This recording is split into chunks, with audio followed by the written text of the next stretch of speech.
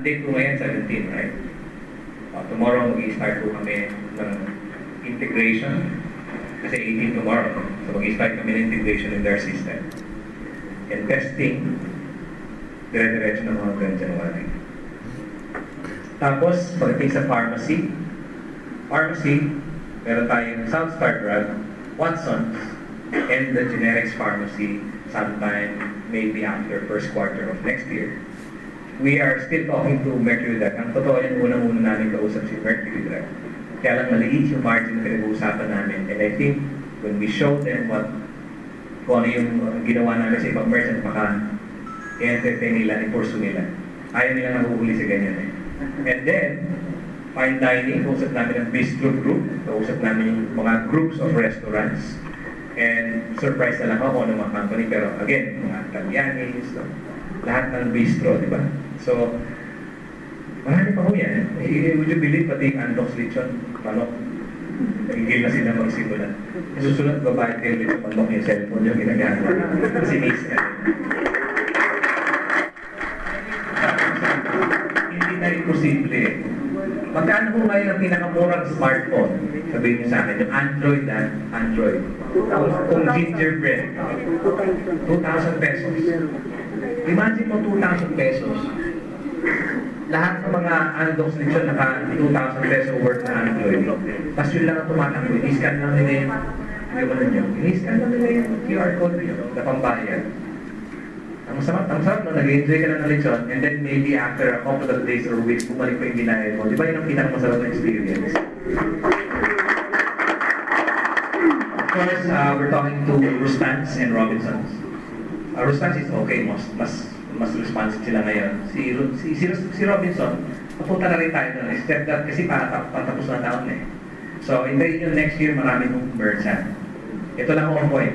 The more merchants, the better for us. The higher the value of paybacks for you. Kasi mas maraming merchant, mas masaya. Ang latest addition namin sa aming programa, itong card na to, Resource World Manila. Nag-meeting na kami initially ng presidente, kasama ng mga staff niya.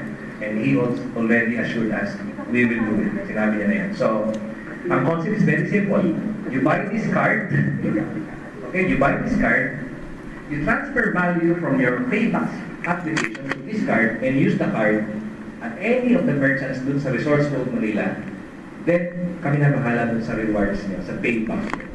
Kasi that's the only way we can track your transactions. Tama po ba yan?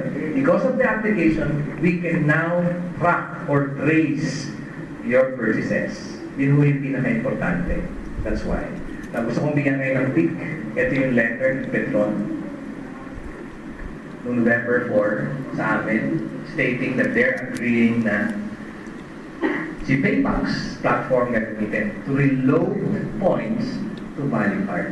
Di ba yung Petron value card, kaya yan kinuha o binili, para every time na nagpapagas kayo, meron kayong may points kayong ma-earn. Yun ang gamit ng Petron value card. Ang unang proposal namin sa Petron is very simple. We want to use QR code for gift check. But rather than a paper gift check, ang sabi namin, it's electronic gift check. That's why QR code. So that you can send it to anyone, diba? However, we need scanners. Isipin nyo, ano mas madali? I-tap namin yung card na yan, o mag-install kami ng maraming scanners sa iba't ibang station nationwide. Tapos implement yung concept namin ng electronic gift check or mobile voucher. Mas mahirap. It will take us time and more money and capital bago namin magawa yun. Whereas tapping the existing 2 million card holders, tinanong namin yung kumpanya, pwede bang gawin yung gano'n? And ito, nagawa na natin yan. So you can transfer value from your Paybacks card, Paybacks app, to Petron value card, and then you can use it, di ba?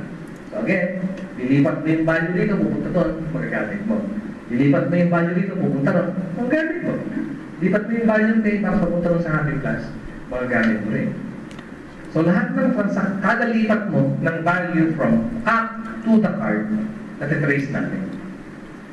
At pag natitrace natin, nabibigyan natin kayo ng rewards. Ipag-usapan na natin kung paano. Bakit ba naiiba ang Paybacks sa ibang app? Maghanap po kayo ng application ngayon sa Android at sa Apple. Totoo lang mo ito, maghahamon mo ako ngayon. Maghanap kayo ng application na nagbabalik sa inyo ng pera. Kung may makikita kayo. That's why we're so proud na unang Pinoy. Na unang Pinoy na gumawa ng isang application na magbibigay ng empowerment sa consumer.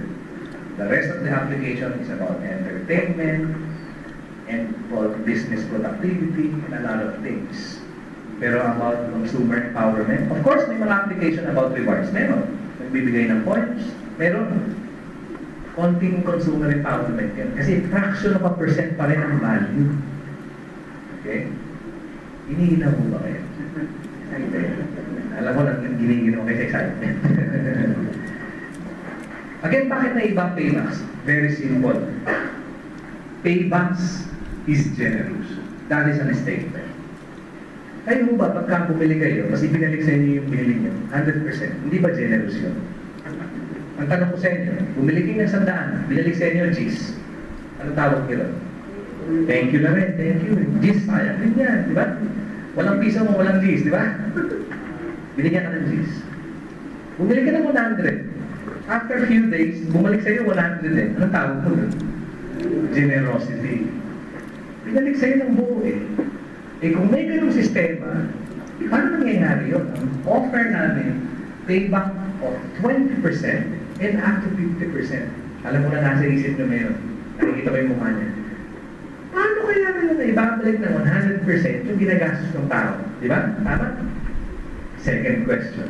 Hindi ba malulugi yung company? Sinabi mo nila akong company. Sorry for the word. 100 piso, pabalik 100 piso. Eh di malulugi ka nun. Meron akong sekreto. It is cooperative. At pag sinabing cooperative, hindi lang mo kayong buyer, tama? Kung lahat na nakaupo sa room na to, bibili, gamit ang Paybacks, at lahat tayo sabay-sabay bibili, ilan sa inyo, babalik agad ang binili? Okay mo na idea yan. May babalik na din. Paano kung bumalik sa inyo 10% kagad dahil bumili kayo? Pwede na? Tapos yung 10%, unti-unti yan hanggang lumalaki nga sa 100% based on transaction yan. And how that happens is very simple. It's cooperative. Hindi kayo magkakakilala kayo, hindi kayo magkakamag-anak. Kasi kung hindi, magkakamukha kayo lahat. Pero hindi kayo magkakamag-anak. Pero yung binabayaran niyo bumabalik. Kasi hindi man kayo, ang tawag namin, unwilling participant.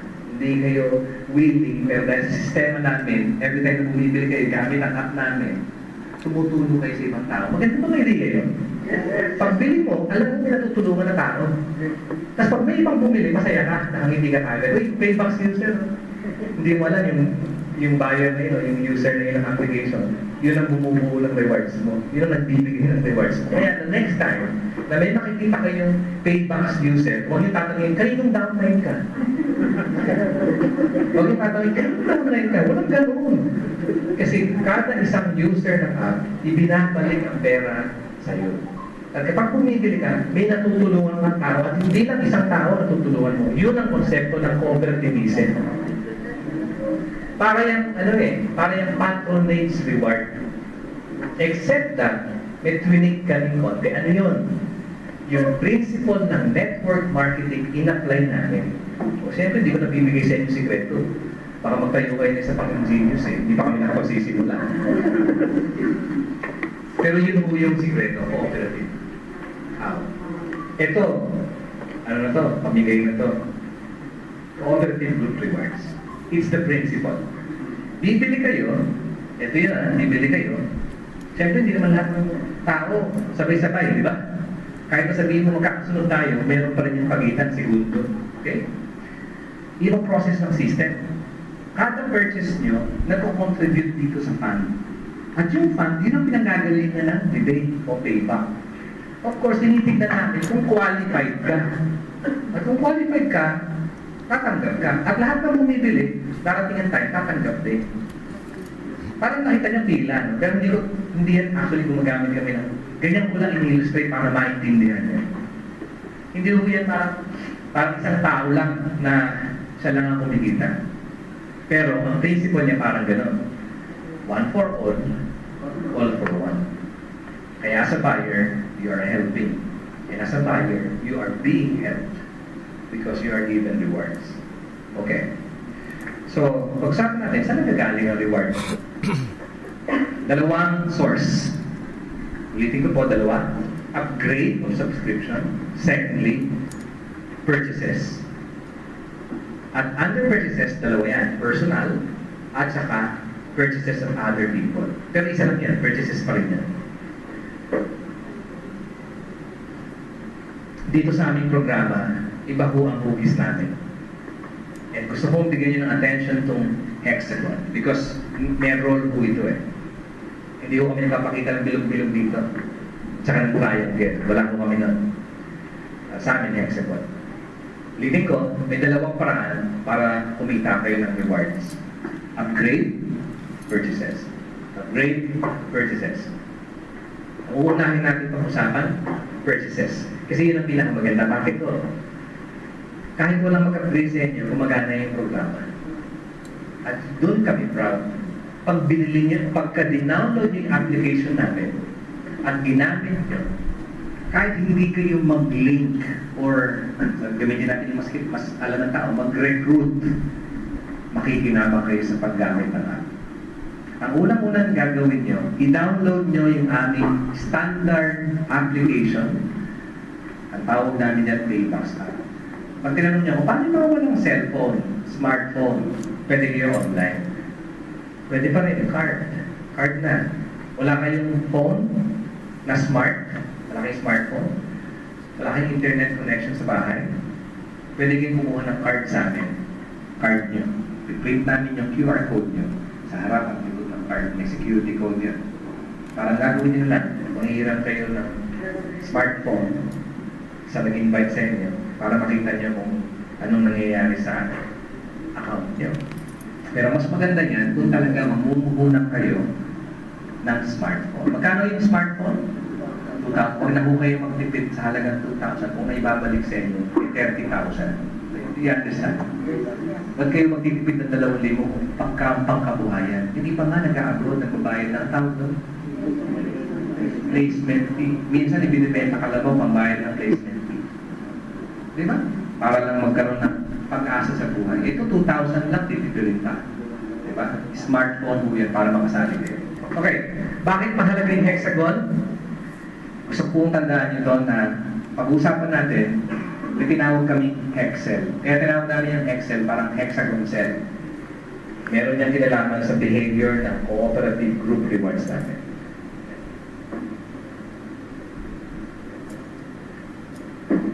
Alright. When we talk about purchases, sabi rito, a qualifying purchase generates a hexel. Pag daw meron kayong binili, at yun ay qualifying purchase, again, ulitin ko yung description, adjective, qualifying purchase. Pag hindi siya qualifying, kahit bumili kayo, o nag-transact kayo gamit ng Paybox, wala kayo ditong hexel. Mahalaga ko itong hexel, bakit nandiyan ang pera? So ulitin ko, dapat may qualifying purchase. Ano yung qualifying purchase? Bigyan ko na kayo ng sample. May kanya-kanya kaning arrangement sa bawat merchant. Kaya kami nagkakaroon ng discount sa merchant because we represent all of you. Parang sinasabi namin, yung mga consumer sa likod namin, yung mga yan, mga buyer at saka user, yan ang bibili sa inyo. At pinagsama-sama namin yung pera nila. Magkano bibigyan sa amin discount? Ganun ang ginawa namin. Tapos pag binigyan namin ng discount, sabihin namin, 70% ibibigay namin sa inyo in the form of rewards. The company will only take 30% as its profit. Kasi siyempre gumagamit kami ng technology. Pinabayaran namin platform. May monthly dues dyan. Ang aming mga servers at data center nasa Singapore lahat. And for us to make this possible, nagbabayad kami ng high bandwidth internet. Mahal po yun lahat. Every month babayaran nyo. So kung hindi kayo active, hindi rin ito mangyayari. Kaya mahalaga, gamitin yung Paybox. Anyway, libre. Yung Paybox app. Maganda ba yun? Libre. Libre, magbabalik sa iyo. Pero wala kang pang binayad. Kaya ako, Dito sa industriya ng network marketing, pag sumali kayo sa Ingenious starting next year, huwag kayong mahihiya. Taas loob kayo. Kasi kahit makarinig kayo ng ibang tao nagsasabi, ay, sasali ka sa ganyang programa, kukunin lang pera mo, walang mangyayari sa iyo. Tama mo ba nakarinig kayo? Kukunin yan, birang-meeting yung ganyan. Sabihin niyo sa kanya, hindi ko kukunin ang pera mo, i-download mo yung application for free, gamitin mo, babalik ang pera mo, magpapasalamat ka pa sa akin. Tapos kung gusto mo na mas malaki dyan, saka mo ko kausapin. Di ba? Medyo mayaman lang mo si Darig. Okay. So again, qualifying purchase ng Petron 1.5. Jollibee. Pagsayo ng Jollibee Food Group, lahat po yan. Pati Makinasan. Okay? 375. So bawat isa, kung bibili ka ng 300 na Globe, Smart, or Sun, may isang Excel ka. Tandaan nyo ang Excel, hindi pa yung pera kagad, pero nandiyan ang pera. Explain ko mamaya. Eh paano kung wala kang 1.5? Napagas ka muna 1,000. Ang gagawin ng kumpanya, mabait yung kumpanya, iipunin yung mga purchases nyo sa loob ng isang buong buwan. So, calendar month.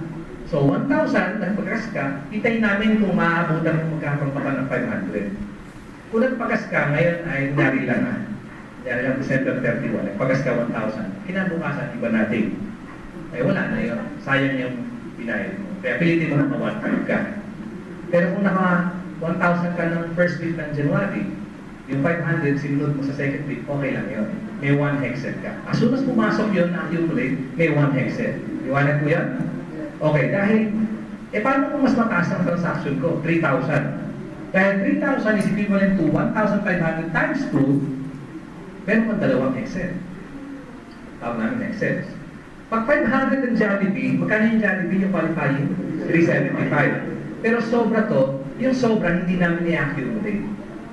Iwanan po yun. So 500 minus mo ng 375, magkano yung sobra? 125. Tapon na po yun. Bakit ganun? Yung maliit, ina-accumulate. Yung sobra, hindi. Kaya nga namin ina-accumulate yung maliit para hindi ka manghinayang, di ba? Hindi sayang yung maliit mo. I-recognize namin dito yung maliit lang yung kaya.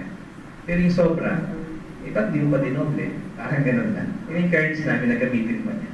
500, isa lang din. Okay, so, pinag-usapan natin yung Excel. Ano ba ang yan? Ano ba relevance ng konsepto ng Excel?